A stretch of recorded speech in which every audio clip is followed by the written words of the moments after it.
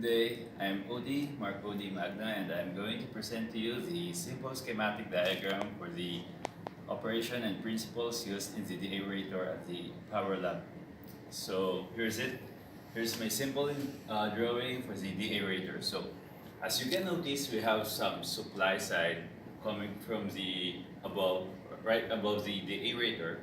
Then we also have isolated the discharge side or the ones being supplied to by the deaerator. Just to make it simple. So we'll see the supply side first. So we have some LPH or low pressure header like coming steam used coming from the TG1 or turbine generator 1, turbine generator 2, and used steam. So they goes in here, then they have a non-return valve or a check valve flowing through a regulator, so coming into a DA. So moreover, I forgot to tell you that there's also some nate steam coming from the low pressure header. So the other source of steam from the deaerator is the blanket boiler. So the blanket boiler produces steam and comes in this line together with the line of low pressure header going to the deaerator. Then, so this is the steam side for the deaerator. Then this is the water side from the deaerator. So our primary source of water for the deaerator is through the condensate tank.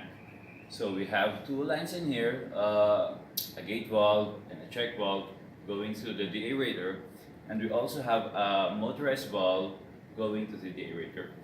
Then if emergency arises that we doesn't have enough water in our condensate water or in our condensate tank, then we can use the treated water as a emergency resource that it comes from the treated from the water softener.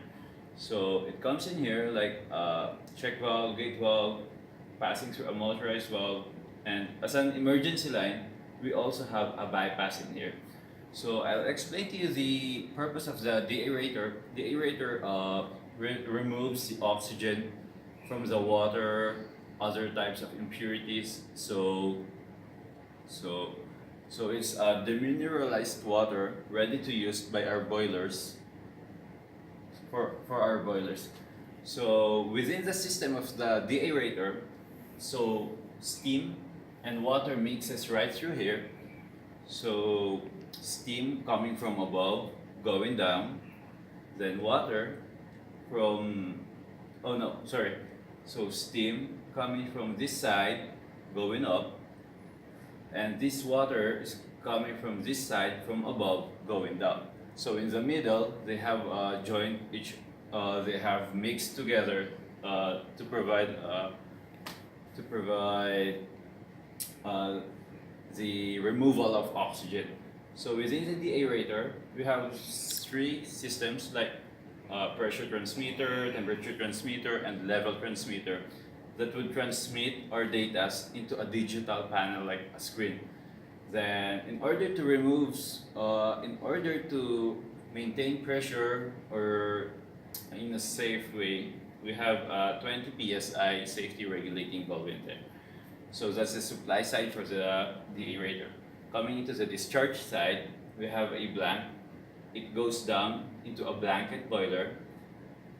So it's a different setup because it doesn't need to be pumped by this one, because blanket boiler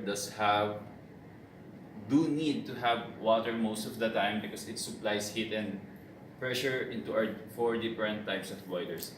So it comes into a pump, then solenoid valve, then a gate valve going to a blanket boiler. It does have a solenoid valve because when it senses that there's a need for a water, then it opens automatically. So we have two pumps in here, pumps 1 and 2, pumping water into our four different types of boilers like Cleaverbrook, English, Dupree, and Volcano boilers. So most of the time, they only used one pump in here, either pump 1 or pump 2. 10 seconds. So that's it. As you can see, you have gate valve, level control valve, gate valve coming into a Cleaverbrook, and all of them are the same mechanism. So that's it. That's my